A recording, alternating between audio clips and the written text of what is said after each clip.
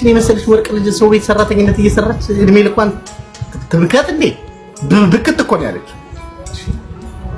ከዛስ ማዲያት ወጣ፣ ከዛስ አንገት የተሸበሸበ፣ ከዛስ ምን አገባሽ እዚህ ደረጃ ውስጥ ምን አስገባሽ እንዴ? ይሄ ሁሉ የምታየው እኮ አርቲፊሻል ነው። ፀጉራቸው አርቲፊሻል ነው፣ ፊታቸው አርቲፊሻል ነው፣ ኑሯቸው አርቲፊሻል ነው፣ ሁሉ ነገር አርቲፊሻል ነው። አለቀ በቃ። ማሽቃበጥ ነው። ቲክቶክ ላይ ታሽቃብጭ የለ ለማታውቁ ሰው ኢትዮጵያ ሄደሽ እኮ ፈታ ማለት እኮ ነው፣ ፈገግ ማለት እኮ የሚጠበቅብሽ።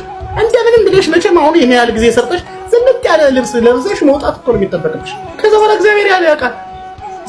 ድስት ክዳኑን አያጣም። የሆነ ሰው ይሰጥሻል፣ ትገላገያለሽ። ምን ችግር አለ?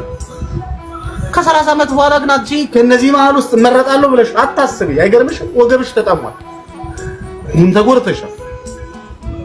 ብዙ እህቶቻችን ብዙ ገንዘብ ሰብስበው ብዙ ህይወት አድርገው ትዳር ሲመሰርቱ ኑሯቸው ተመሰቃቅሎ ለመኖር ፈልገው የሚኖሩት ኑሮ ግን ደስተኛ ስላደረጋቸው ተተውት መተው ቁጭ ብለዋል። እዚህ ያሳዝናሉ። የብዙዎች ችግር ለምን አርፍደው ነው አይደል? ለምን እዚህ ተጎርተው ሂደው እንደገና እዛ ደግሞ ሌላ ጉዳት ጠበቃቸው።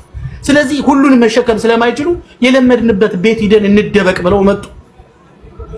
አሁን ያልወለደች ያላገባች ያልፈታች ያልተገፋች ያልተሰቃየች የለም ብለው ትተው መጥተው ቁጭ ብሏል። ለምንድን ነው የምትኖሪው? እኔ አላውቅም።